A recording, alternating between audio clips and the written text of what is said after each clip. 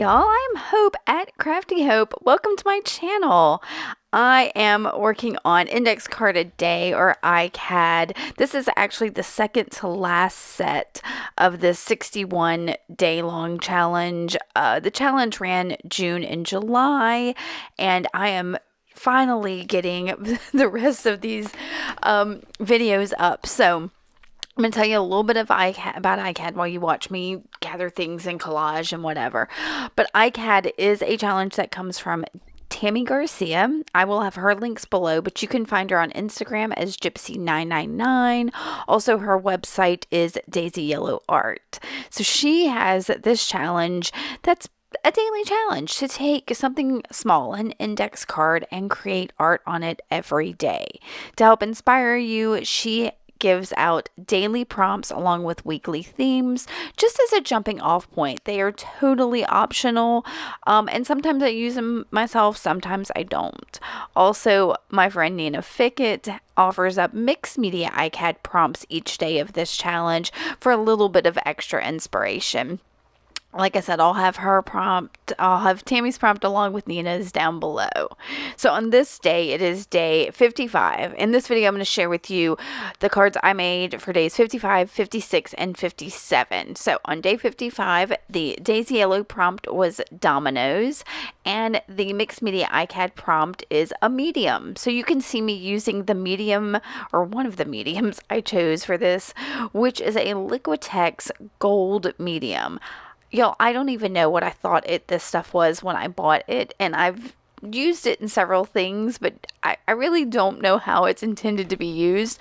But since it is a medium like matte gel or fluid matte medium, I decided to use it the same way I would use those, and as an adhesive. So I collaged down quite a bit of things with that gold medium, all kinds of scrap papers and whatnot, and then dried it because it's a lot like a fluid medium, but it's tinted gold. It has like metallics in it. I'm not gonna tell you exactly what's in it because I don't actually know. Again, I don't know what it's supposed to be for, but this is how I am using it today.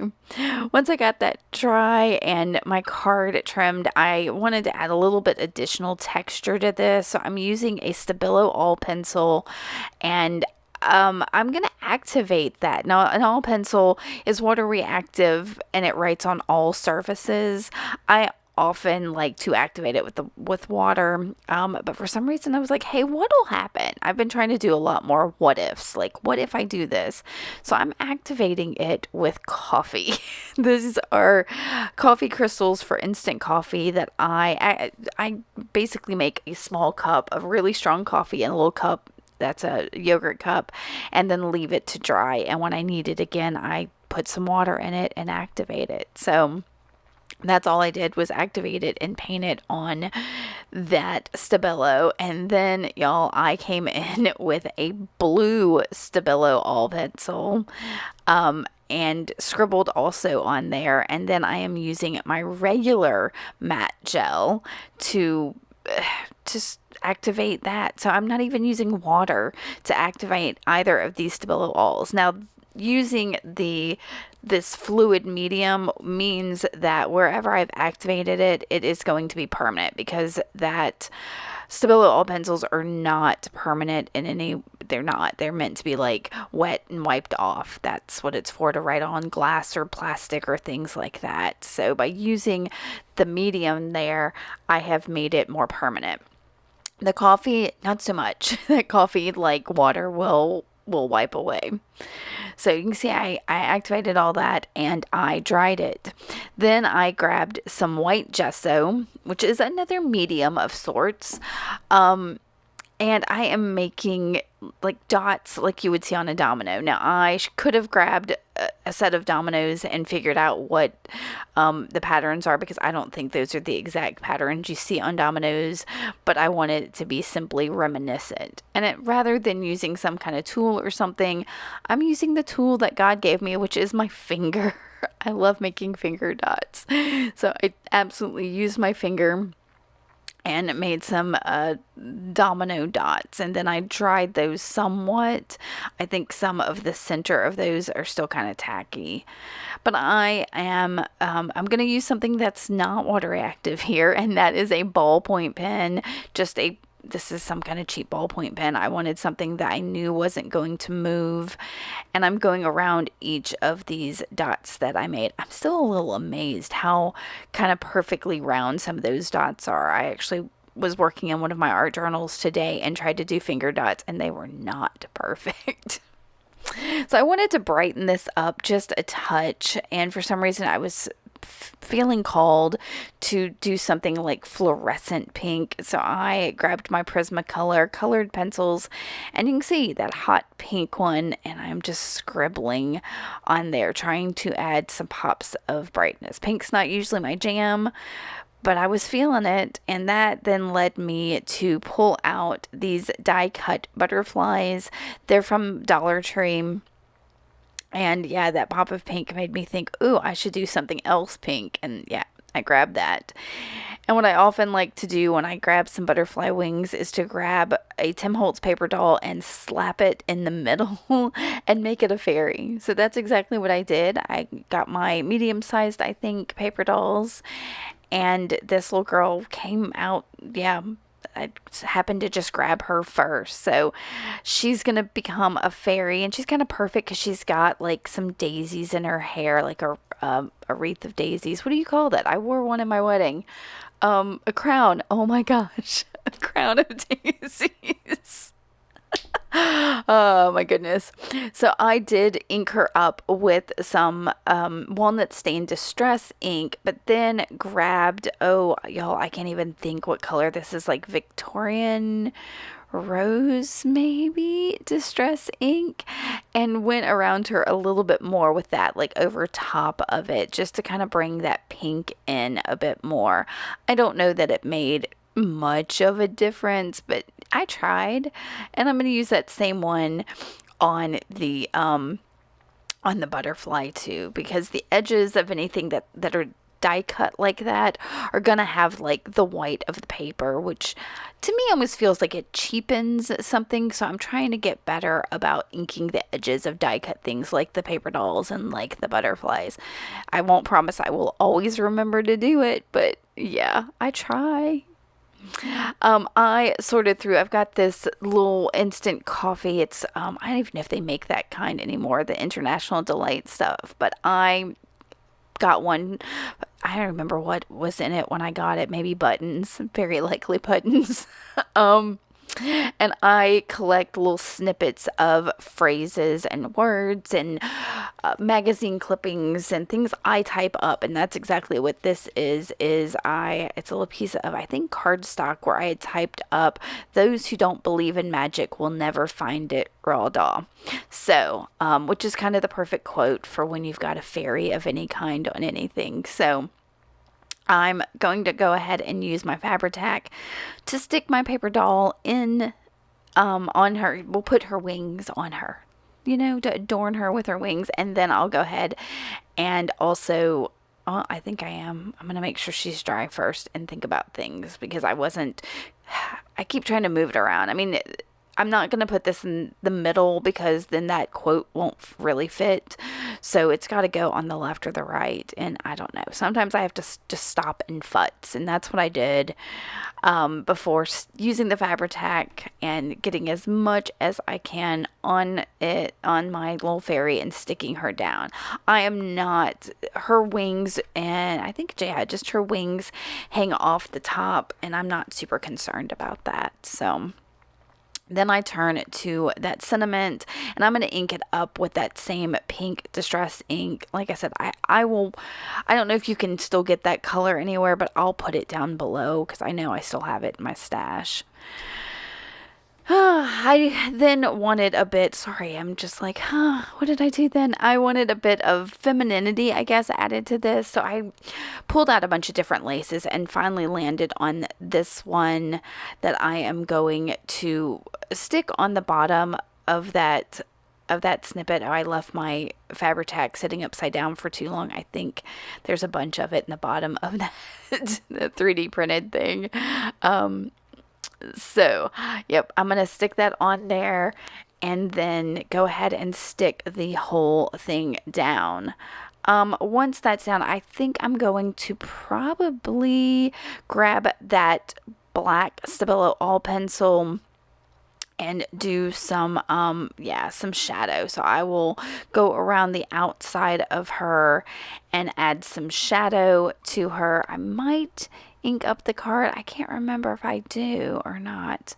And I don't know why the light got so weird there.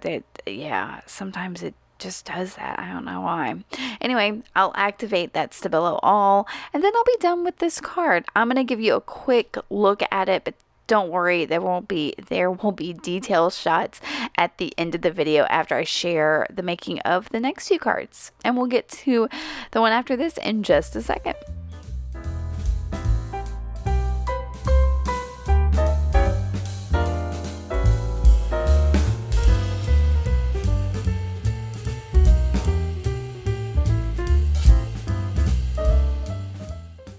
The prompts for day 56 are playing cards and water. So you can see I've pulled out a couple of vintage playing cards and some watercolors. So that was my plan going into this card. And once again, I'm going to start with collage. Now, last time what did I use? I used the gold medium as prompted, and this time I think I'm just going to use a regular fluid matte medium in kind of a similar manner, tearing things down. Now that box on my left is full of scrap papers, some little bits of fabric, tea bags, envelopes, just anything that I think I might collage with. And that's what I pulled from. And I think for the most part, I pulled out a lot of really neutral pieces. We'll see. I'm trying to remember. And I'm being super precious about this. I'm going to speed this up because I know it's not super interesting to watch me stick down a bunch of things. There's some sewing pattern paper. I am bunching that, as you can see, as I'm sticking it down. I love the texture that you get from sewing pattern paper when it's been bunched like that. My real goal here was to cover up as much of this, of the white of this as possible. Get over that fear of the blank page. And I find that too, this kind of, starting with collage on these is a way for me to kind of like think about what my next steps are going to do, it's a creative warm up for me as I get into the actual making of the page of the art. Now there is some drywall joint tape that has these fun holes in it. It makes some divine texture, and I'm definitely going to play with that. But since I had added some textural items, I took the playing cards and I'm going to cut off just a couple of strips from it, because playing cards are super thick. They tend to add plenty of texture as well, especially when you're working on top of kind of a flat surface. Now, I did not think I was going to in any way use the focals on these vintage playing cards, but plans change. This ended up working out really better than I could have anticipated. So it makes me definitely want to play with that idea of using things that maybe I wouldn't normally try to use. So because those playing cards are kind of heavy and thick, instead of the fluid matte medium, I am using my matte gel medium to stick them down to make sure that they are well adhered. I could have used the Fabri-Tac I used on the last card or something like that, but I don't know. Something about this specific material what made me want to stick this down. And I'm sticking those fairly close to each other to kind of give myself like peaks and valleys of texture. So, yeah. And I'm probably going to dry this before we move on.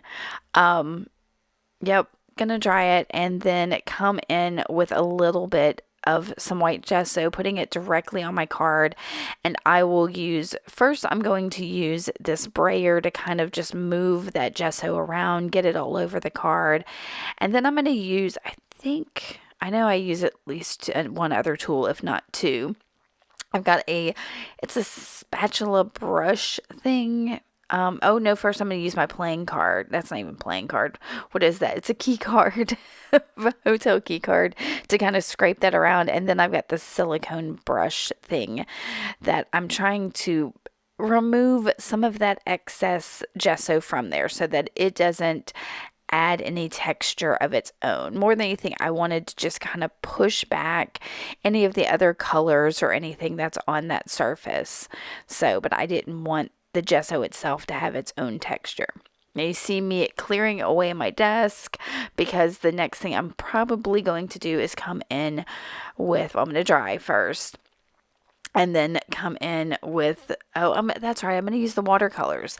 Now, when I have a lot of texture like this, I like to use some watery type thing. So some kind of ink or spray or a watercolor that can move a little more freely to get in those peaks and valleys of the texture.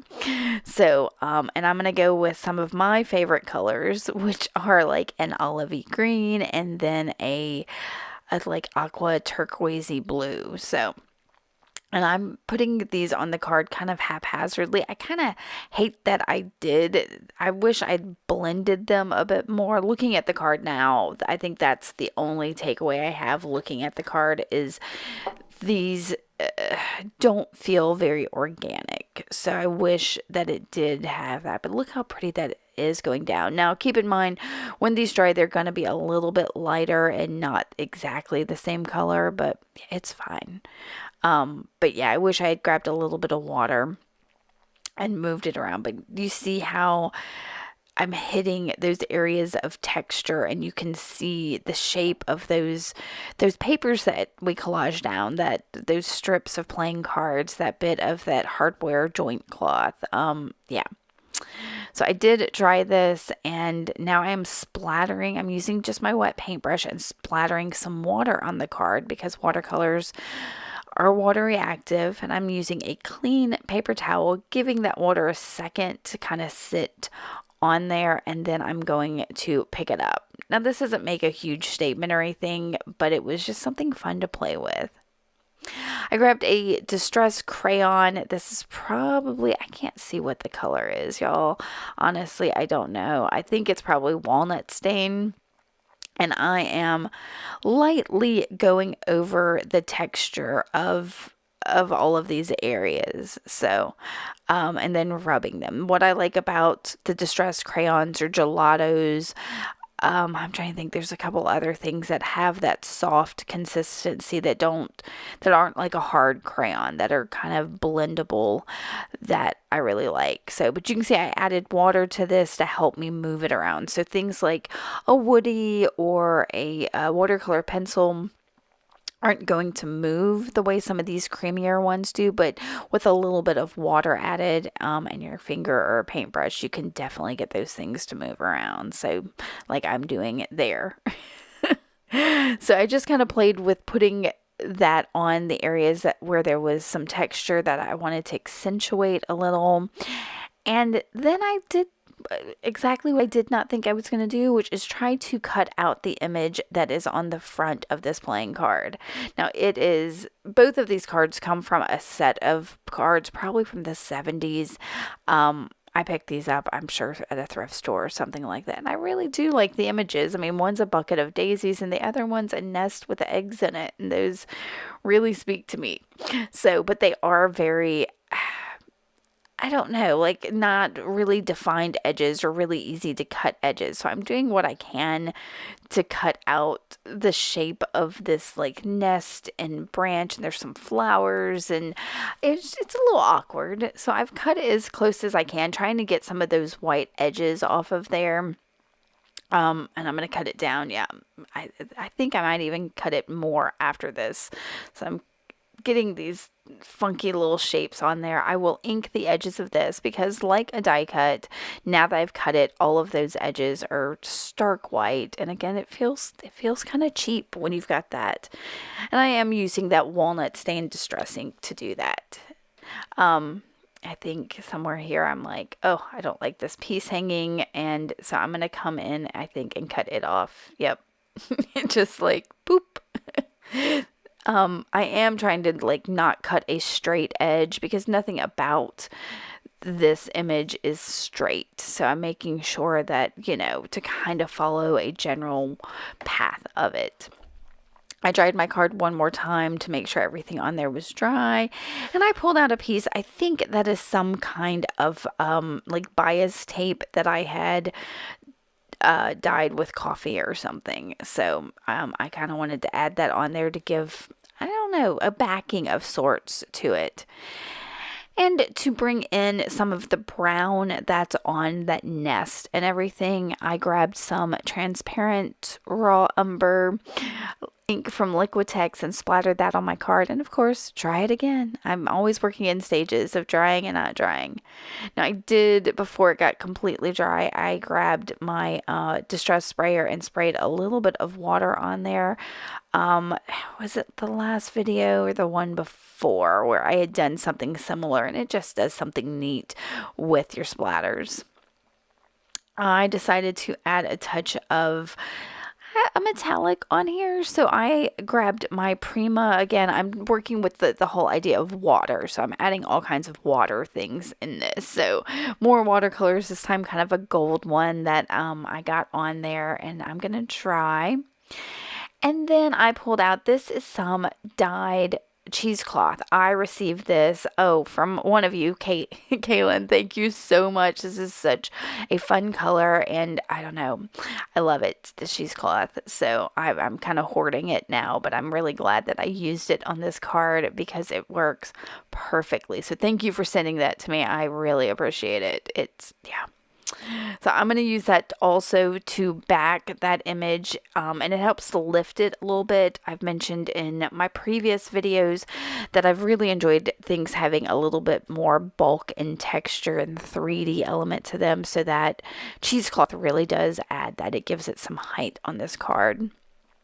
I do ink the edges of the card just to frame it up with more of that distress ink, and then I think I'm going to get my Fabri-Tac turned upside down and ready to use on these elements. So I also, while I was waiting for it, pulled out some sentiment stickers.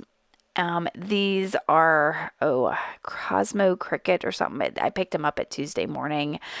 And I like that they've got different colors on there. So I was able to find a sentiment on there that has like a shade of green on it, which matches that image from the card along with the greens that I have in the background.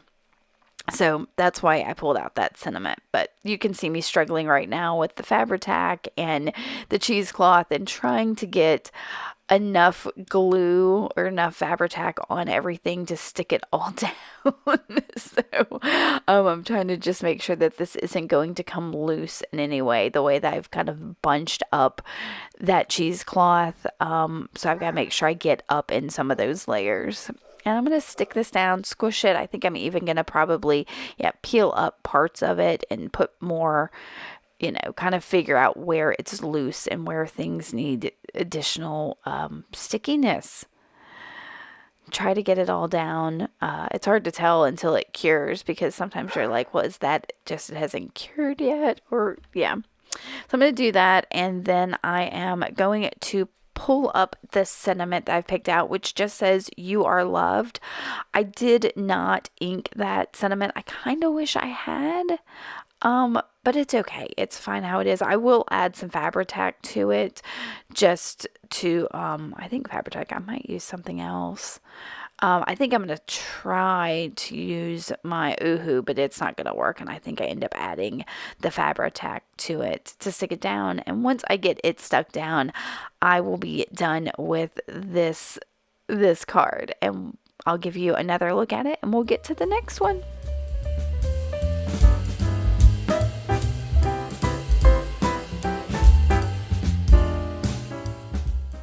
The last card for this video is number 57, and the prompts are garden and deli paper. And big surprise, I use both prompts in this one. So that makes all three of the cards in this video, I have used both prompts. That is unheard of. So deli paper only kind of makes an appearance in here. I put down a little bit of a jelly print that's on deli paper in my collage in here, and that's about the only way it gets brought in. And that is that. No, that's not it.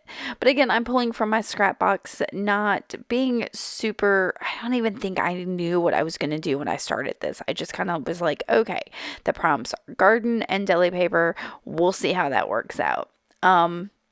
So I am just sticking things down. This time I'm using my Oohoo glue stick. And y'all, you can see sometimes I use the fluid medium, and sometimes I use the glue stick. And it all depends on just like what kind of mood I'm in. If I want to be fussy with the medium or not. So I'm getting some things down. Oh, I thought I was going to stick some down. I have pulled out, this is some kind of Japanese paper that my friend Ginger sent me, and it's got flowers on it. So I was thinking, okay, cool, garden. There it is. There is a jelly print on some deli paper. So I'm going to stick that down in a couple spots. It's not going to be a huge thing. I'm just trying to get the prompt in there. Also, in that upper left, or over here on the left, you can see I've already pulled out a sentiment, which is something I believe I received from Ricky Tikki Tavi, who has the bricolage. Oh my gosh, I'm not gonna be able to say it now that I want to say it. Bricolage Factory. So I'm sure I got that in something that I probably ordered from her. Anyway, I am starting to pull out little bits of floral things. When I think garden, I often think flowers, and I know there are other types of gardens, but I was thinking flowers and botanicals and that kind of thing. So I've got this, it's an envelope flap. Somebody sent me a card, and the inside flap of this are these beautiful flowers that I've been hanging on to. So I was like, well, I will use some of the things I have to create a garden. And actually, the garden I'm going to have is going to have some flowers in it, but for the most part, it's going to be botanicals. So I fussy cut from that envelope. You can see I'm being real fussy. This is not my usual style. Fussy cut that bit of a leaf. I've saved some little flowers over on the right. I found some die cuts that I had cut out, some kind of mass produced floral die cut. What else am I going to pull out?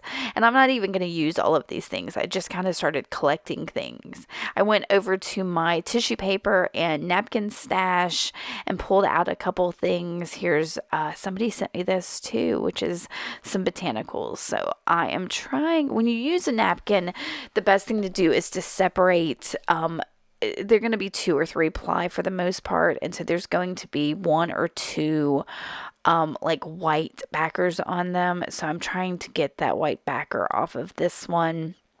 I did use 2 little pieces of washi tape to help me do that. I want to do the same thing with that sunflower one kind of off camera. Because, I just wanted y'all to see that I did take the backs off that. This is some tissue paper from, I think, Dollar Tree. That I really like, and I'm just breaking it down into the little bunches of flowers. So now that I have my little garden elements collected, I'm going to start pulling them together. And for this, I think I am going to pull out that fluid matte medium, because I do have several items, the napkins and the tissue paper, that when you use the fluid medium, the paper part kind of disappears and all you have is the image. Before I do that, I wanted to kind of push back some of the colors in the background a little bit, and I'm doing that with just a little bit of gesso, not as much as I used in the last card, just a little bit of gesso and my brayer. So now I've got my matte gel, which I keep leaving open and it keeps getting clogged up. And I'm putting quite a bit of it on my card, and then I'll lay down, this pretty green napkin that I think Terry sent me. Was it you, Terry? Are you even watching my videos? I don't know. I think Terry sent me that. I think it's pretty awesome. I'm kind of been hoarding that one because it's so pretty. Um, it's kind of like eucalyptus leaves. Do y'all see that? Anyway, I really like it. So I'm going to put that down in a couple places, giving me a nice kind of soft green background, but you've got the branches and all of that. And it's kind of perfect for these die cuts that I have, that I thought, they're kind of the same minty green color. Now I am going to bring in, I think maybe only one bunch of these flowers. I wanted to make sure they got in there just to have a pop of color on there so everything doesn't get kind of that washed out green color. I'm going to stick some over there on that far right, but really all you'll end up seeing in the end is that the dark botanicals on there. This was super fun. It came together pretty quickly, actually. Yeah, just kind of sticking things down. Like I said, I kind of just went through my stash real quick, looked at what I had, and started gathering things. So I did try it before I moved on because I was afraid if I kept trying to add things on top of that wet napkin, that the napkin was just kind of gonna tear and fall to pieces. So I did try it before I started adding more things. You can see I'm trying to pull in one of those sunflowers, but because I've got this whole like pink and green thing going on, the yellow just didn't seem to work. And that was kind of the same with some of the other pieces I had pulled out. And it looks like I must have lost something. I was looking everywhere. What happened? I lose things on my desk all the time, y'all. I think I had another one of those die cuts and I can't find it.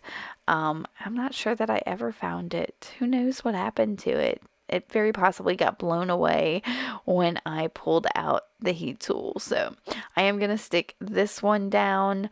And again, I'm leaving the top edge of it exposed, coming off, not exposed, coming off the top because I do turn these cards into greeting cards that I sell over at Hello Gallery, and they'll fit fine on the card bases that I use. So you can see I got all that done. I tried it. I found a little bit of fabric to kind of just go behind that sentiment from Ricky. I tried the white. I think am I gonna use the white? I'm not sure. Well, I'm tearing it down, so we're gonna see. It looks like that fabric in particular does not like to be torn. I do like the idea of the white on this because there is so much like white because the white gesso and the white around that botanical from the envelope and everything has that bit of white. So yeah, it would make sense if I use the white one. So I'm tearing it down just so the frayed edges kind of poke around the outside of this little sentiment. I don't need it to be some big statement. I just need it to kind of soften the edges of this because Ricky sent this to me as it is with the very sharp edges, and it's great. It's inked and everything, which is fabulous, but I'm not really kind of a sharp edge kind of girl. I do prefer torn edges. So putting this backer on here kind of helped remedy that a little bit. I used my Uhu to stick the fabric to the paper, and then stick it to the card. I will be adding some Fabri-Tac because you'll see here in just a second that it starts getting a little squirrely on me. So to add some texture, because we all know I love a little bit of texture, I've got some pale corally pink embroidery floss, and I'm going to make some French knots. So that'll give some knobby texture on here. And every time I do them, I try to explain how to do them. So if you have questions, you can ask me, but I do encourage you to maybe go watch somebody else's video because, I'm a mixed media artist, not specifically embroidery. But you can see I poke through my card. I wrap the thread around my needle 2 or 3 times. The more times you wrap it around your needle, the thicker, like the more bulbous your your your knots are going to be, your French knots are going to be, you can see that's getting kind of squirrely. So yeah. And I didn't want to sew right on top of that card. But I wanted it to be in like a good place. So anyway, so like I said, let's glue this down real quick. So you see that peeled right up. That Uhu did not do a great job of sticking that fabric down, but this fabric tack is going to be exactly what it needs. All right, so you come up through, you wrap your thread around your needle a couple times, and then you go back through the card in a slightly different position from where you came up through, and that helps make it a knot. If you go back through the same hole that you originally made, you're going to end up just pulling your thread back through your card or your fabric or whatever it is. So now these knots are not a huge statement. They are just a tiny little thing, but to me it makes me feel better because it adds that little touch of texture that I really crave with these cards. So I'm almost done. I'm kind of just scattering these around that sentiment and on the card, bringing that pink that's over there in the flowers kind of across the card. That's, for me, I needed that cohesiveness. So I kind of wish maybe a brighter pink would have been fun, but I do like the subtleness of this. So once I get that done, I will tie this off real quick, and then I am going to ink the edges of the card with more of that walnut stain distress ink, which kind of matches the ink that Ricky had on the little sentiment. So, and after that, this card is also done. So I'm going to give you a look at all three of these, some detailed shots. If you do have any questions about any of these cards, please ask away. I cannot believe there's only one ICAD video left. It's going to have 4 cards in it for the big finale. So if you're liking these, please make sure to give me a thumbs up and subscribe, and come back later to see what else I've got going on. I guess I need to start recording videos of something that's not ICAD or my 100-day project. Oh goodness, y'all. If there's something you want to see from me, definitely let me know, and I'll get on that probably. Thanks so much for watching and spending this time with me, and I will see y'all later. Bye.